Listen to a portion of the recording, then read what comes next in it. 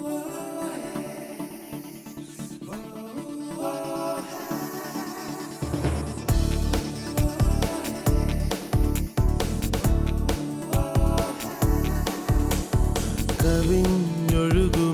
അനുഗ്രഹം, നിറഞ്ഞൊഴുകുമി അനുഗ്രഹം, കവിഞ്ഞൊഴുകുമി അനുഗ്രഹം. കവിഞ്ഞൊഴുകുന്ന അനുഗ്രഹത്തിലേക്ക് സ്വാഗതം. നമുക്കൊന്നിച്ച് വീണ്ടും ആയിരിക്കാൻ കർത്താവ് അനുവദിച്ചു. അതോർത്ത് ഞാൻ കർത്താവിനെ സ്തുതിക്കുന്നു. യേശു ക്രിസ്തുവിൻ്റെ നാമത്തിൽ സ്നേഹവന്ദനം. യേശു ക്രിസ്തുവിൽ വിശ്വസിക്കുന്ന ഒരു വ്യക്തി തൻ്റെ ജീവിതത്തിൽ ടു ഫോൾഡ് അല്ലെങ്കിൽ രണ്ട് കാര്യത്തിൽ തനിക്ക് വിശ്വാസവും ഉറപ്പോടെയാണ് ഈ ഭൂമിയിൽ താൻ കഴിയുന്നത്. ഒന്ന്, തനിക്കറിയാം ഈ ഭൂമിയിൽ താൻ വാഴ്ച എന്ന് പറയുമ്പോൾ രോഗത്തിൻ്റെ മേൽ, സാഹചര്യങ്ങളുടെ മേൽ വാഴാനാണ് കർത്താവ് നമ്മളെ തൻ്റെ നാമം തന്നത്. കഴിഞ്ഞ ആഴ്ച ഞാൻ പറഞ്ഞല്ലോ, യേശുവിൻ്റെ നാമത്തിൻ്റെ ആ പവർ എന്ന് പറയുന്നത് ഇറ്റ് ഈസ് അമേസിങ്. ആരെങ്കിലും തൻ്റെ ഹൃദയത്തിൽ സംശയിക്കാതെ യേശുവിൻ്റെ നാമം ഉപയോഗിച്ചാൽ, എൻ്റെ നാമത്തിൽ നിങ്ങൾ ചോദിക്കുന്നത് എന്തും ഞാൻ നൽകിത്തരാം. ഈ ലോകത്തിലൊരു ജയകരമായ ജീവിതമുണ്ട്, ഭയമില്ലാതെ ബോൾഡായിരിക്കുന്ന ഒരു ജീവിതം. അപ്പോൾ തന്നെ ഈ ലോകത്തിലെ നന്മയും അനുഗ്രഹവും ഇതെല്ലാം പിന്തുടർന്നുകൊണ്ടിരിക്കും. അനുഗ്രഹം അനുഭവിക്കാനാണ് നമ്മൾ വിളിക്കപ്പെട്ടിരിക്കുന്നത്. We will be a display of God's blessing. ഈ ഭൂമിയിലായിരിക്കുമ്പോൾ ദൈവത്തിൻ്റെ അനുഗ്രഹത്തിൻ്റെ ഡിസ്പ്ലേ ആയിരിക്കും നിങ്ങളും ഞാനും. നിങ്ങളായിരിക്കുന്ന ദേശത്ത് തകർന്ന് എന്നെ കേട്ടുകൊണ്ടിരിക്കുന്ന ആരെങ്കിലും തകർന്നാണോ ജീവിതത്തിൽ ഇരിക്കുന്നത്, ദേശം വിട്ടു പോകരുത്. ആ ദേശത്തിൽ തന്നെ യേശുവിൽ പരിപൂർണ വിശ്വാസത്തിൽ നിൽക്കുക. ആ ദേശത്തിൽ തന്നെ ദൈവം മാന്യസ്ഥാനത്തിൽ നിങ്ങളെ കൊണ്ടുവരും. ഒരു ദേശത്തു നിന്ന് അടുത്ത ദേശത്തിൽ പോയി അനുഗ്രഹിക്കുന്ന പദ്ധതിയല്ല. എവിടെ തകർന്നോ എന്നാലല്ലേ ബാക്കിയുള്ളവരും അറിയത്തുള്ളൂ ഈ യേശുവിൻ്റെ പിന്നിൽ പോയെന്ന് ഒരിക്കലും പരാജയമല്ലെന്നും അവങ്കിലേക്ക് നോക്കുന്നവൻ പ്രകാശിതരാകും, അവരുടെ മുഖമോ ലജ്ജിക്കത്തില്ല എന്നും. ഇതൊക്കെ വചനം എഴുതിയിരിക്കുന്നത് സത്യമാണെന്ന് മനസ്സിലാക്കുന്നത് നമ്മുടെ ജീവിതത്തിലൂടെയാണ്. ആ അനുഗ്രഹം അനുഭവിക്കുക. പട്ടണത്തിൽ നീ അനുഗ്രഹിക്കപ്പെടുമെന്ന് പറഞ്ഞാൽ ഏത് പട്ടണത്തിലാണോ നശിച്ചത് അവിടെ തന്നെ കർത്താവ് അനുഗ്രഹിക്കുന്നു. അത് ദൈവത്തിൻ്റെ വചനമാണ്, അത് മാറത്തില്ല. സോ ഇവിടുത്തെ ആ അനുഗ്രഹങ്ങൾ, അതാണ് യേശു ക്രിസ്തു തൻ്റെ പരസ്യ ശുശ്രൂഷ കാലത്ത് നമ്മൾ ഗിരി പ്രഭാഷണം എന്നൊക്കെ പറയുന്ന ബിയാറ്റിറ്റ്യൂഡ്സ് ഒക്കെ പറയുമ്പോൾ അതിനകത്ത് പറഞ്ഞ ഒരു കാര്യമാണ്, ഡു നോട്ട് വറി. ഒന്നിനെക്കുറിച്ചും വിചാരപ്പെടരുത്. എന്തിനെക്കുറിച്ചാണ് വിചാരപ്പെടരുത്? ഒന്ന്, യേശു പറഞ്ഞ മത്തായി സുവിശേഷം 6-ാം അധ്യായത്തിലാണ്. ദെയർഫോർ അതിൻ്റെ സാരാംശം മുമ്പിൽ പറഞ്ഞു വന്നത് ഭക്ഷണത്തിന് വേണ്ടി, സമ്പത്തിന് വേണ്ടി, ആരോഗ്യത്തിൻ്റെ കാര്യം, ചമയ്ക്കുന്ന കാര്യം, ഇതെല്ലാം നിങ്ങളതിനെക്കുറിച്ച് ബോധേഡ് ആകേണ്ട കാര്യം. സ്വർഗത്തിലെ പിതാവ് ഇതെല്ലാം അറിയുന്നു. അതാണ് 31-32 വാക്യം 6-ാമത്തെ അധ്യായം മത്തായി സുവിശേഷം. Therefore do not worry, saying, what shall we eat, what shall we drink, what shall we wear? For all these things the Gentiles seek, for your heavenly Father knows that you need all these things. ഭക്ഷണം വേണമെന്നും താമസിക്കാൻ ഇടം വേണമെന്നും ഉടുക്കാൻ തുണി വേണമെന്നും നിങ്ങളെക്കാളും നന്നായിട്ട് പിതാവിന് അറിയാം നിങ്ങൾക്കിത് ആവശ്യമുണ്ടെന്ന്.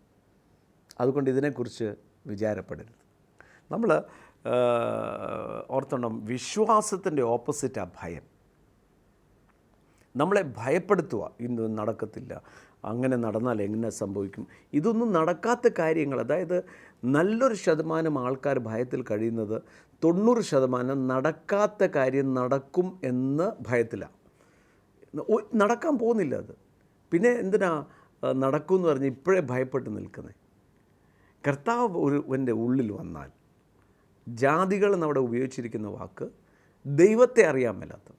യഥാർത്ഥമായി ദൈവത്തെ അറിയുന്ന ആൾ ഒരു വിശ്വാസി എന്ന് പറഞ്ഞാൽ തൻ്റെ വിശ്വാസം എന്താ? യേശുവിനെ പിതാവാം ദൈവം ഇത്രമാത്രം എന്നെ സ്നേഹിച്ചതുകൊണ്ട് അയച്ചു. I am very valuable for God.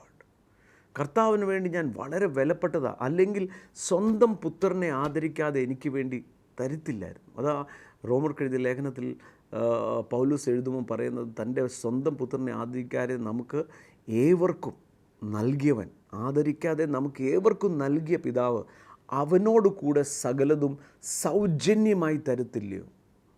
ദൈവത്തിൻ്റെ പ്ലാൻ, ദൈവത്തിൻ്റെ പദ്ധതി ഈ നമ്മുടെ ചെറിയ ബുദ്ധിയിൽ പിടികിട്ടത്തില്ല. പക്ഷേ അത് വിശ്വാസത്താൽ നമ്മൾ ഏറ്റെടുക്കുക ചെയ്യുന്നത്.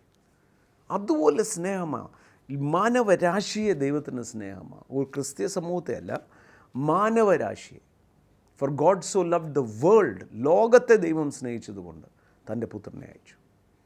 ഇത്രമാത്രം ലോകത്തെ സ്നേഹിക്കുമ്പോൾ തിരിച്ച് നമ്മൾ വറി അടിക്കുമ്പോൾ, നമ്മൾ പ്രയാസപ്പെടുക, കർത്താവിൻ്റെ സ്വന്തം വാമൊഴിയായി പറഞ്ഞൊരു വാക്കാണ് ഡു നോട്ട് വറി. ഒന്നിനെക്കുറിച്ചും വിചാരപ്പെടേണ്ട. ഇത് അറിയാൻ മേലാത്തവർ വറി ചെയ്യും. യഥാർത്ഥമായ ദൈവത്തിൻ്റെ പ്രൊവിഷൻസ് അറിയാൻ മേലാത്തവർ. അതുകൊണ്ടാണ് ദൈവം തന്നെ സ്നേഹിക്കുന്നവർക്ക് വേണ്ടി കൊരിന്ത്യർക്കെഴുതിയ ലേഖനത്തിൽ ഇങ്ങനെ എഴുതിയിരിക്കുന്നത്, ദൈവം തന്നെ സ്നേഹിക്കുന്നവർക്ക് വേണ്ടി ഒരുക്കിയിട്ടുള്ളത്, ഒരുക്കാൻ പോകുന്നൊന്നുമല്ല, ഒരുക്കിയിട്ടുള്ളത് ഒരു കണ്ണും കണ്ടിട്ടില്ല, ഒരു ഹൃദയത്തിൽ ചിന്തിക്കാൻ മേലാത്ത നന്മയാണ് കർത്താവ് തൻ്റെ മക്കൾക്ക് വേണ്ടി ഇവിടെ വെച്ചിരിക്കുന്നത്. അത്രയും ഒന്ന് എൻ്റെ കൂടെ പറയാം, ഒന്നിനെക്കുറിച്ചും വിചാരപ്പെടേണ്ട ആവശ്യമില്ല. കാരണം യേശു എൻ്റെ കർത്താവ്. യേശു എൻ്റെ കർത്താവ് എന്ന് പറയുമ്പോൾ he's A provider, he's A shelter, he's A defender, he's everything. കർത്തൃത്വം മുഴുവൻ, ജീവിതം മുഴുവൻ കയ്യിലേൽപ്പിച്ചിരിക്കുക. സോ ഒരു ഭാഗം ഈ ലോകത്തിലെ ജീവിതത്തിൽ നമുക്ക് പരിപൂർണമായി തൃപ്തിയോടെ കഴിയുവാൻ കർത്താവ് അതിൻ്റെ പ്രൊവിഷൻസ് ചെയ്യും. എന്ന് പറഞ്ഞാൽ മടിയന്മാരാകാനായിട്ടല്ല, വീട്ടിൽ ചുമ്മാ ഇരുന്നാൽ ഒന്നും നടക്കത്തില്ല. നമ്മൾ അധ്വാനിക്കണം. അധ്വാനത്തിൻ്റെ ഫലം നീ തൊടുന്നതെല്ലാം സാധിക്കും. നീ വായ്പ നൽകുന്നവനാകും. നീ തൊടുന്നതെല്ലാം അനുഗ്രഹിക്കപ്പെടും. കൃഷി ചെയ്യുന്നവർ 100 മേനിയായി അവർക്ക് കൃഷി ഉണ്ടാകും എന്ന് പറഞ്ഞാൽ നമ്മുടെ ഒന്നും നഷ്ടപ്പെടാതെ കർത്താവ് യേശു അതിൻ്റെ കർത്തൃത്വം ഏറ്റെടുക്കും.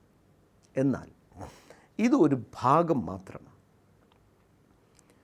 This is one aspect of it. കൊരിന്ത്യർക്കെഴുതിയ ലേഖനത്തിൽ പൗലോസ് പറയുന്നൊരു ഭാഗമുണ്ട്. ഈ ലോകത്തിലെ നന്മയ്ക്ക് വേണ്ടി മാത്രമാണ് യേശുവിനെ നിങ്ങൾ ആശ്രയിച്ചതെങ്കിൽ നമ്മളെക്കാളും വലിയ അരിഷ്ടന്മാർ ആരുമില്ല. കാരണം ഇവിടെ വെച്ച് എനിക്ക് എന്ത് കിട്ടും? ആ മുടിയനായ പുത്രനെ ചെയ്ത പോലെ തൻ്റെ അപ്പനോട് പോയി എനിക്കുള്ളത് എനിക്ക് തന്നേരെ ഞാൻ പോവാം. എന്നാൽ ഈ ഭൂമിയിൽ അനുഗ്രഹമില്ലേ? അനുഗ്രഹം കൊണ്ട് കർത്താവ് നിറയ്ക്കും. ആരോഗ്യം ദൈവത്തിൻ്റെ ദാനമാണ്. ഇതെല്ലാം സൗജന്യമാണ് യേശുവിൻ്റെ കൂടെ. എന്നാൽ ഇതിൻ്റെ അപ്പുറം ഒരു യാഥാർത്ഥ്യമുണ്ട്. അതാണ് നിത്യജീവൻ. നിത്യജീവൻ, ക്രിസ്തുവിൻ്റെ ജീവൻ നമ്മളിൽ വന്നതുകൊണ്ട് നിത്യത നമ്മുടെ സ്വന്തമാണ്. എന്നാൽ നിത്യതയ്ക്ക് വേണ്ടി ഒരു ഒരുക്കം കൂടെയാണ് ഈ ലോകത്തിലെ ജീവിതം. അതുകൊണ്ടാണ് എബ്രായർക്കെഴുതിയ ലേഖനത്തിൽ അതിൻ്റെ 12-ാം അധ്യായം 28-ാമത്തെ വാക്യം, Therefore, since we are receiving a kingdom which cannot be shaken, let us have grace by which we may serve God acceptably with reverence and godly fear. ഇളകാത്ത രാജ്യം, ഇനിയും ഒരു മാറ്റമില്ല, ഇനി ഒരു യാഗം ശേഷിക്കുന്നില്ല, ഇനിയും ഈ രാജ്യത്തിന് മാറ്റവുമില്ല. Jesus is the king of Kings, he is the Lord of Lord's. നമ്മുടെ ഹൃദയത്തിൻ്റെ രാജാവാണ് യേശു. ഈ ദൈവരാജ്യത്തിൻ്റെ രാജാവാണ് യേശു. ദൈവരാജ്യം എന്ന് പറയുന്നത് ഈ ഭൂമിയിൽ കാണുന്നതല്ല, it is in the unseen world. ആ രാജ്യം ഇനിയും ഷെയ്ക്കബിൾ അല്ല. He cannot be overthrown. തന്നെ മാറ്റാൻ പറ്റത്തില്ല. ഇത് ഇളകാത്ത രാജ്യമാണ്. അത് നമ്മൾ പ്രാപിച്ചിരിക്കുക. അതുകൊണ്ട് എന്താ ചെയ്യേണ്ടത്? Let us have grace. ദൈവത്തിൻ്റെ കൃപ നമ്മുടെ മേൽ ചൊരിയട്ടെ. That we may serve God. ദൈവത്തെ ശുശ്രൂഷിക്കുമ്പോൾ 2 കാര്യം, വിത്ത് റെവറൻസ്, സ്നേഹത്തോടെ, ഒരു ബഹുമാനത്തോടെയും, 2 വിത്ത് ഗോഡ്ലി ഫിയർ, ദൈവ ഭയത്തോടെയും. പലപ്പോഴും സംഭവിക്കുന്നത്, യേശുവിൻ്റെ അടുക്കൽ വിശ്വാസികളാകുന്ന മുമ്പേ വരെയുള്ള ദൈവഭയം പോലും സാധാരണ വിശ്വാസികളിൽ കാണാറില്ല. നമ്മളെല്ലാം ടേക്ക് ഇറ്റ് ഫോർ ഗ്രാൻറ്റഡ്. അതായത് ഞാൻ രക്ഷിക്കപ്പെട്ടു, അതുകൊണ്ട് ഇനി എന്തും എനിക്കാകാം. അങ്ങനെയല്ല പ്രിയപ്പെട്ടവരെ. ദൈവരാജ്യത്തിൽ രാജാവ് ഇന്ന് ഒരു ഡെമോക്രസി അല്ല, ഒരു ജനാധിപത്യമല്ല, ഇത് രാജാവാണ് ഭരിക്കുന്നത്. രാജാവിന് പറയേണ്ടിയത് മുഴുവൻ ഇവിടെ പറഞ്ഞിട്ടുണ്ട്. ഇനിയും കർത്താവ് ആഗ്രഹിക്കുന്നത് നിങ്ങളെയും എന്നെയും മറ്റുള്ളവർ കാണുമ്പോൾ അവർക്ക് മനസ്സിലാക്കി കൊടുക്കുന്ന തരത്തിലുള്ള ഒരു ജീവിതമായിരിക്കണം ഫലം കായ്ക്കുന്ന ഒരു ജീവിതം. ഇപ്പുറത്തെ പക്ഷേ ഞാൻ പറഞ്ഞല്ലോ, ഭൗതികമായ നന്മകൾ അത് കർത്താവ് സൗജന്യമായി തരാമെന്ന് പറഞ്ഞിട്ടുണ്ട്.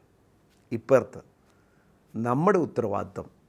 അതുകൊണ്ടാണ് പത്രോസ് തൻ്റെ ലേഖനത്തിൽ പറയുന്നത്, അങ്ങനെ ജാതികൾ തൻ്റെ സന്ദർശന ദിവസങ്ങളിൽ ഒന്ന് പത്രോസ് അതിൻ്റെ 2-ാമത്തെ അധ്യായം അതിൻ്റെ 9-ാമത്തെ വാക്യത്തിൽ മുതൽ പറയുകയാണ്, you are a chosen generation, royal priest, holy nation, his own people, തൻ്റെ സ്വന്തം ജനം, that you may proclaim the praises. എന്നെ ആക്കി വെച്ചിരിക്കുന്നത് എന്നെ ഇരുട്ടിൽ നിന്ന് അത്ഭുത പ്രകാശത്തിലേക്ക് നടത്തിയവൻ്റെ സൽഗുണങ്ങളെ ഘോഷിപ്പാൻ എന്ന് പറഞ്ഞിട്ട് പറയാണ്, you are not a people but now you are a people of God.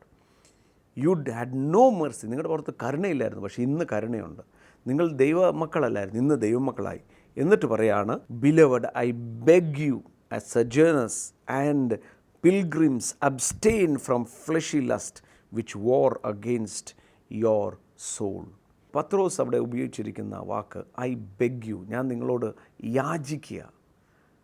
സജേണേഴ്സ് and pilgrims, പരദേശികളും യാത്ര ചെയ്തുകൊണ്ടിരിക്കുന്നവർ. പലപ്പോഴും യാത്ര ഒരു പരദേശവാസിയാണ് ഞാൻ I am a citizen of heaven. ദൈവരാജ്യമാണ് എൻ്റേത്. ഞാൻ സ്വർഗീയ പൗരനാണ്. ഈ ഭൂമിയിൽ താൽക്കാലികമായ ഒരു ജീവിതത്തിലാണ് ഞാൻ ഒരു യാത്ര ചെയ്തുകൊണ്ടിരിക്കുക എന്നുള്ള ബോധ്യം പലപ്പോഴും വിശ്വാസികളിൽ നിന്ന് മാറ്റും പിശാചിൻ്റെ തന്ത്രമാണ്. യാഥാർത്ഥ്യം എന്താ? ഒന്ന് നോക്കിക്കേ, നമ്മുടെ പൂർവികന്മാരൊന്നും ഇവിടെയില്ല. അവരെല്ലാം ഭൂമിയിലൂടെ കടന്നുപോയി. അതുപോലെ ഒരു യാത്രക്കാരനായിട്ട് ഞാനും കടക്കുക. ഈ യാത്ര ഞാൻ ചെയ്യുമ്പോൾ ഈ യാത്രയുടെ ഇടയിൽ എനിക്കൊരു അനുഗ്രഹമുണ്ടായത് യേശുവിനെ തിരിച്ചറിയാൻ സാധിച്ചു. യേശുവിനെ ഞാൻ തിരിച്ചറിഞ്ഞത് കൊണ്ട് എനിക്ക് അനുഗ്രഹമുണ്ടോ? അനുഗ്രഹമാണെന്നേ. ഇത് അനുഗ്രഹത്തിൻ്റെ മാർഗം തന്നെയാണ്. അപ്പോൾ തന്നെ ഒരു ഉത്തരവാദിത്വം കൂടെ ഉണ്ട്. അധികാരത്തിൻ്റെ കൂടെ ഉത്തരവാദിത്വമുള്ളതുപോലെ ദൈവം കൊടുത്തിരിക്കുന്ന ഉത്തരവാദിത്തമാണ്. ലൈക്ക് പിൽഗ്രിംസ്, നിങ്ങളുടെ മനസ്സ് you should be like A pilgrim walking on the earth. ഒരു ഫോറിനർ നടക്കുന്നത് പോലെ. നമുക്ക് ഈ ഫോറിനർ, നമ്മൾ ഞാൻ പല രാജ്യങ്ങളിൽ സഞ്ചരിക്കുന്ന ആളാണ്. ഞാൻ അവിടെ ആരെങ്കിലും വഴക്കുണ്ടാക്കി അവരോട് വഴക്കുണ്ടാക്കാൻ പോകത്തില്ല. കാര്യം എനിക്ക് യാത്ര ചെയ്യണം. ഞാൻ അവിടെ താമസിക്കുമ്പം നല്ല ബെസ്റ്റായിട്ട് തന്നെയായിരിക്കും താമസിക്കുന്നത്. പക്ഷേ സ്ഥിരതാമസത്തിന് വേണ്ടി ഞാൻ ഹോട്ടൽ മുറി എടുക്കത്തില്ല. ഹോട്ടലിൽ താമസിച്ചു, അസൈൻമെൻറ്റ് കഴിഞ്ഞു, ബൈ ബൈ. അത്രയും ലാഘവത്തോടെ വേണം ഈ ഭൂമിയിലെ വാസം കാണാൻ. കാരണം നമ്മൾ പിതാവിൽ നിന്നും വന്ന് പിതാവിലേക്ക് മടങ്ങിപ്പോകേണ്ടി വരാം. ആ ദൈവഭയം, അതാണ് പത്രോസ് പറയുമ്പോൾ and abstain from fleshly lust, ജഡികമായ മോഹങ്ങളിൽ നിന്നും, അത് ആത്മാവിനെ കെടുത്തുന്നതാണ്. അതിൽ നിന്നും മാറി നിൽക്കണം. ആത്മാവിനെ പീഡിപ്പിക്കുന്ന അതിനെ മാറി നിൽക്കണം. 12 having your conduct honourable among the Gentiles that when they speak against you as evil doers, they may be seeing your good works, may observe, glorify God in their day of visitation. നിങ്ങളെ മോശക്കാരായിട്ട് അവർ ചിത്രീകരിച്ചേക്കാം. നമ്മളെക്കുറിച്ച് നമ്മൾ കള്ളന്മാരാണെന്നും വേണ്ടാത്ത ആൾക്കാരാണെന്നൊക്കെ പറഞ്ഞോട്ടെ അവർ. പക്ഷേ തിരിച്ച് നമ്മൾ പ്രതികരിക്കാൻ പോകാതെ ദൈവഭയത്തിൽ കർത്താവിനെ ഭയപ്പെട്ട് ഈ ഭൂമിവാസം കഴിക്കുമ്പോൾ, അവരുടെ സന്ദർശന സമയത്ത് അവരെ ദൈവം സന്ദർശിക്കുമ്പോൾ അവർ ആദ്യമേ നിങ്ങളെയും എന്നെയും കുറിച്ചായിരിക്കും ചിന്തിക്കുന്നത്. ഇത്രയും പറഞ്ഞിട്ടും അവർ മണ്ടിയില്ലല്ലോ, പിന്നെയും അവർ സ്നേഹിക്കുകയാണല്ലോ. പ്രിയമുള്ളവരെ, നമ്മളിവിടെ ഒരു ദൗത്യത്തിന് വേണ്ടി ആയിരിക്കുക. ഈ ലോകത്തിൽ നമ്മുടെ തലമുറകളെയും കർത്താവ് അനുഗ്രഹിക്കും. പക്ഷേ അത് സൗജന്യമാണ്. നിങ്ങൾ ചോദിക്കുന്ന മുമ്പേ പിതാവിന് അതറിയാം. എങ്കിൽ വേറൊരു കാര്യം കൂടെ ഉണ്ട്. നമ്മൾ ആയിരിക്കുമ്പോൾ ദൈവ ഭയത്തോടെ വേണം നടക്കാൻ. ആ അബ്സ്റ്റനിങ് നമ്മുടെ ആത്മാവിനെ കെടുത്താതെ ജഡികമായിട്ടുള്ള മോഹങ്ങൾ അതെല്ലാം മനസ്സിനകത്ത്, അതിനെ പരിശുദ്ധാത്മാവിൻ്റെ സഹായത്തോടെ നിർവീര്യമാക്കണം. ഞാനൊരു ദൈവപ്പൈതല, എനിക്ക് ഈ ഭൂമിയിൽ ചില ഉത്തരവാദിത്തങ്ങളുണ്ട്. അത് ദൈവഭയത്തോടെ. പലപ്പോഴും ഈ ദൈവഭയം നഷ്ടപ്പെടുക, പല വിശ്വാസികളുടെ വായിൽ നിന്ന് വരുന്ന വാക്കുകളും ജീവിതം കാണുമ്പോൾ ദൈവം ഉണ്ടോയെന്ന് തന്നെ മറ്റുള്ളവർക്ക് സംശയം തോന്നും. ആ ഉത്തരവാദിത്തം മറക്കല്ല. നമ്മൾ ഈ ദിവസങ്ങളിൽ കൂടുതൽ കർത്താവുമായിട്ടുള്ള ബന്ധത്തിൽ, പരിശുദ്ധാത്മാവുമായിട്ടുള്ള ബന്ധത്തിലായിരിക്കണം. അതുകൊണ്ടാണ് ഒന്നിനെക്കുറിച്ചും വിചാരപ്പെടരുതെന്ന് പറഞ്ഞ യേശു അതിന് ശേഷം പറഞ്ഞ മത്തായി സുവിശേഷം 7 വരുക, അതിൻ്റെ തുടർ പ്രഭാഷണം പറഞ്ഞിട്ട് വരുവാണ്. And you will know them by their fruits. Do men gather grape from the thorn bush or fig from the thistle എന്ന് പറഞ്ഞാൽ എല്ലാ വൃക്ഷത്തെ കണ്ട് അല്ല നിശ്ചയിക്കേണ്ടത്, അതിൻ്റെ ഫലം കാണണം.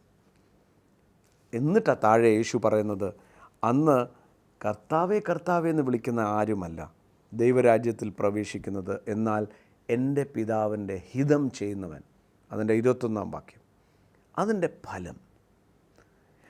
22-ാം വാക്യത്തിൽ അന്ന് പലരും വന്ന് പറയും, നിൻ്റെ നാമത്തിൽ വീര്യപ്രവൃത്തി വരെ ചെയ്തു എന്ന് പറഞ്ഞാൽ യേശുവിൻ്റെ നാമത്തിൽ വീര്യപ്രവൃത്തി നടക്കും. അത്ഭുതങ്ങളാണ്, വീര്യപ്രവൃത്തികൾ നടക്കും. പക്ഷേ ദൈവം നോക്കുന്നത് നമ്മുടെ ഫലമാണ്, ജീവിതത്തിൽ നിന്നും ഫലം അഥവാ സ്നേഹം. എല്ലാവരെയും ഒരുപോലെ സ്നേഹിക്കുവാനും കരുതുവാനും മറ്റുള്ളവരുടെ മുമ്പിൽ യേശു ക്രിസ്തു ഉയർത്തെഴുന്നേറ്റ് ജീവിക്കുന്നു എന്ന് ജീവിതത്തിലൂടെ മനസ്സിലാക്കി കൊടുക്കുവാൻ നമ്മളെക്കൊണ്ട് സാധിക്കണം.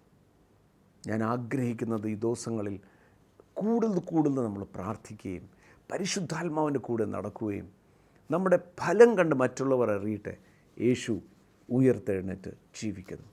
ഈ ലോകത്തിലെ ചെറിയ കാര്യങ്ങൾക്ക് വേണ്ടി ഒരു കാര്യസാധ്യതയായിട്ട് യേശുവിൻ്റെ അടുക്കൽ വരാതെ, യേശുവിൻ്റെ അടുക്കൽ വരുമ്പോൾ കാര്യങ്ങൾ സാധിക്കുമെന്ന് മാത്രമല്ല, ഒരു ഹൃദയത്തിലൊരു ഒരുക്കം. കർത്താവ് വലിയ ഉറപ്പായി എനിക്ക് പറയാൻ സാധിക്കും, കർത്താവ് വരും നിശ്ചയം. തൻ്റെ മണവാട്ടിയെ കൂട്ടാനായിട്ട് വരും. വാട്ടം ചുളുക്കമില്ലാത്ത ഒരു മണവാട്ടിയെ താൻ തൻ്റെ വചനം എന്ന ജലത്താൽ കഴുകി വെടിപ്പാക്കിക്കൊണ്ടിരിക്കുന്ന വലിയൊരു കാര്യമായി ഇപ്പം നടന്നുകൊണ്ടിരിക്കുന്നത്. അതിനായി നമുക്ക് ഒരുങ്ങാം, കർത്താവിൻ്റെ വരവിന് വേണ്ടി ഒരുങ്ങാം. അപ്പോൾ തന്നെ നമ്മുടെ ജീവിതം ഇവിടെ ആയിരിക്കുമ്പോൾ ഫലം കായ്ക്കുന്ന ജീവിതങ്ങളായി മാറട്ടെ. അങ്ങനെയാണ് ഇപ്പുറത്തെ വശം ഞാൻ പറയാം, രോഗസൗഖ്യം നമ്മുടെ സ്വന്തമാണ്. സാമ്പത്തിക അഭിവൃദ്ധി കർത്താവിൻ്റെ ദാനമാണ്. അനുഗ്രഹങ്ങൾ, തലമുറകൾക്കുള്ള അനുഗ്രഹം ദൈവത്തിൻ്റെ ദാനമാണ്.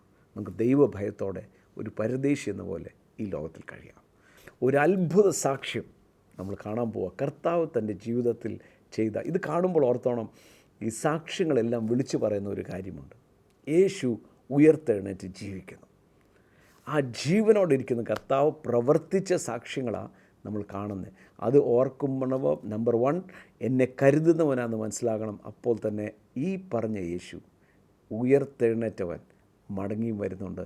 അതിനായുള്ള ഒരു ഒരുക്കം കൂടെ നമ്മുടെ ജീവിതത്തിലുണ്ട്.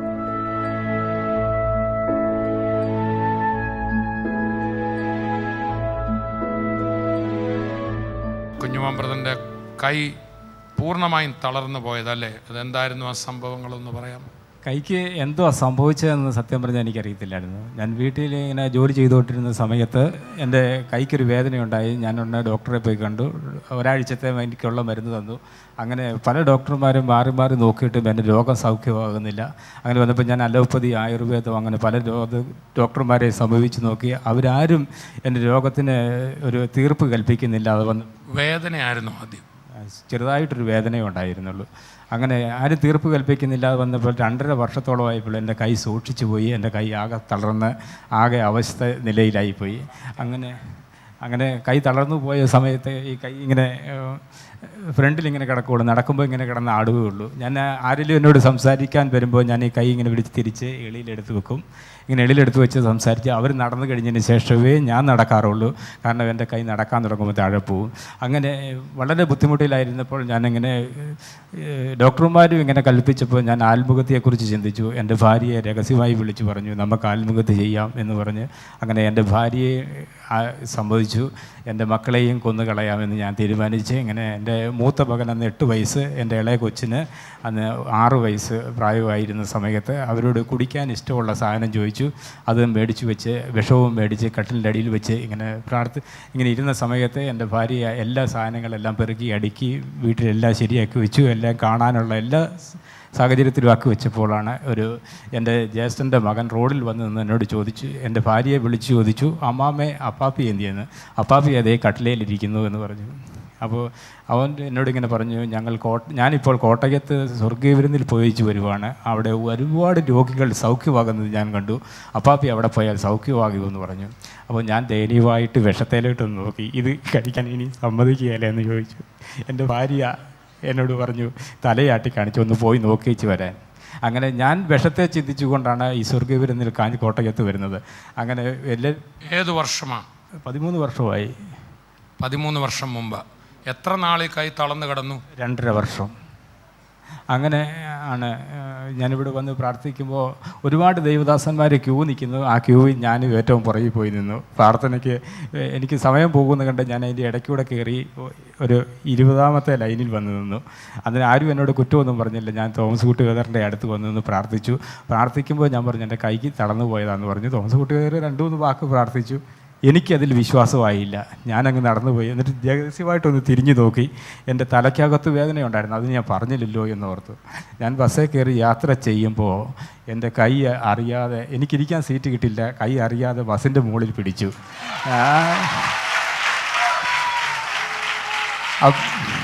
ആ സമയത്താണ് എനിക്ക് ഭയങ്കരമായ സന്തോഷവും സങ്കടവും കരച്ചിലും എല്ലാം വന്നു. ഞാൻ അറിയാതെ ബസ്സിൻ്റെ അകത്ത് കിടന്ന് ബഹളം വെച്ച് കരയുകയും അവരോടെല്ലാം സാക്ഷ്യം പറയുകയൊക്കെ ചെയ്തു. ഇങ്ങനൊരു ബ്രദർ എനിക്ക് വേണ്ടി പ്രാർത്ഥിച്ചു, എൻ്റെ കൈ സൗഖ്യമാക്കി. 2.5 വർഷമായിട്ട് പൊങ്ങാതിരുന്ന കൈയാണ് ഇത് പൊങ്ങിയത്. ഞാൻ വീട്ടിൽ വന്ന് എന്നെ ഇങ്ങനെ ഇരുന്ന് ജോലിക്ക് പോകണമെന്ന് തോന്നി. എൻ്റെ സാമ്പത്തികം ആകെ തകർന്ന നിലയിലായിരുന്നു. പിറ്റേ ദിവസം രാവിലെ എനിക്ക് ജോലിക്ക് പോകുവാനായിട്ട് എൻ്റെ ചേട്ടനെ വിളിച്ച് ഞാൻ പറഞ്ഞു, ഞാൻ ജോലിക്ക് വരുന്നു, നിൻ്റെ കൈ തളർന്നവൻ എങ്ങനെയാടാ പണിക്ക് വരുന്നതെന്ന് എന്നോട് ചോദിച്ചു. പക്ഷേ ഞാൻ പറഞ്ഞു, കർത്താവ് എൻ്റെ കൈ സൗഖ്യമാക്കി, എന്നെ പണിക്ക് കൊണ്ടുപോകാൻ ധൈര്യം ഉണ്ടെങ്കിൽ കൊണ്ടുപോയിക്കോളാൻ പറഞ്ഞു. അങ്ങനെയാണ് ആദ്യം ഞാൻ പണിക്ക് പോയത്. പിറ്റേ ദിവസം തന്നെ തടിപ്പണിയായിരുന്നു, വിഷയംവാളിൻ്റെ പണിയാണ് എനിക്ക്. അങ്ങനെ ഞാൻ ആദ്യമായിട്ട് വിഷയംവാളുമായിട്ട് പണിക്ക് പോയി. എന്നെ ആത്മുഖത്തിൽ നിന്നും എന്നെ മരണത്തിൽ നിന്നും രക്ഷിച്ച കർത്താവ് ഒരിക്കലും നമ്മളെ കൈവിടത്തില്ല എന്ന് ഞാൻ ഉറയ്ക്കുന്നു, ഞാൻ ഉറച്ച് വിശ്വസിക്കുകയും ചെയ്യുന്നു. നമുക്ക് പ്രാർത്ഥിക്കാം. ഞാൻ പ്രാർത്ഥിക്കുമ്പോൾ എനിക്ക് കാര്യം ഒരു ഉറപ്പുണ്ട്, ഇന്ന് കണ്ടുകൊണ്ടിരിക്കുന്നവർ അവരുടെ ഹൃദയങ്ങളിൽ പരിശുദ്ധാത്മാവി വചനം എഴുതട്ടെ. രോഗികൾ സൗഖ്യമാകും, അത്ഭുത വിടുതൽ നടക്കും, ട്യൂമറുകൾ അപ്രത്യക്ഷമാകും. യേശുവിൻ്റെ നാമത്തിൽ ശാരീരികമായിട്ടുള്ള എല്ലാ വ്യാധികളെ ശാസിക്കുന്നു. യേശു ക്രിസ്തുവിൻ്റെ നാമത്തിൽ പരിപൂർണ സൗഖ്യമാകട്ടെ, മുഴകൾ അപ്രത്യക്ഷമാകട്ടെ. യേശുവിൻ്റെ നാമത്തിൽ ഒരു കാലിന് തന്നെ വ്രണം സ്ഥിരമായി വരിക, അത് പൊട്ടി അളിഞ്ഞ, അത് എല്ലാം വർഷവും അതുപോലെ വരുന്ന ആരോ എന്നെ കാണുന്നുണ്ട്. യേശുവിൻ്റെ നാമത്തിൽ ആ വ്രണം ഉണങ്ങട്ടെ. അത് മാത്രമല്ല അത് ഇനിയും അവിടെ വരുത്തില്ലാത്ത നിലയിൽ കർത്താവെ സൗഖ്യമാക്കുന്നതിനായി സ്തോത്രം. അത്ഭുതകരമായ വിടുതലുകൾ നടക്കട്ടെ. ജോലിക്ക് വേണ്ടി നോക്കി മടുത്ത് നിൽക്കുന്നവർക്ക് പുതിയ ജോലി സാധ്യതകൾ തുറക്കപ്പെടട്ടെ. ഈ ലോകത്തിലെ നന്മകളാൽ നിറയ്ക്കണം കർത്താവെ. യേശുവിൻ്റെ നാമത്തിൽ പിതാവെ അങ്ങയുടെ സൗഖ്യമാക്കുന്ന കരം നീട്ടുന്നതിനാൽ അത്ഭുതകരമായ വിടുതലുകൾ ഇപ്പോൾ കണ്ടുകൊണ്ടിരിക്കുന്ന ജീവിതത്തിൽ നടക്കുന്നതിനായി സ്തോത്രം. പരിശുദ്ധാത്മാവെ, അങ്ങ് ഞങ്ങളെ വഴി നടത്തണം. കർത്താവിൻ്റെ ഹിതപ്രകാരം നടക്കുവാൻ, കർത്താവിന് പ്രസാദകരമായി നടക്കുവാൻ ഞങ്ങളെ സഹായിക്കണമേ. ഞങ്ങളുടെ ഫലം കാണുന്ന നിലയിൽ ആയിത്തീരുവാൻ കരുണ ചെയ്യണം. അനുഗ്രഹിക്കുന്നു യേശുവിൻ്റെ നാമത്തിൽ തന്നെ. ആമേൻ. കർത്താവ് ധാരാളമായി അനുഗ്രഹിക്കട്ടെ. വീണ്ടും കാണും വരെയും കർത്താവിൻ്റെ നന്മകളാൽ പൊതിയട്ടെ. ആമേൻ.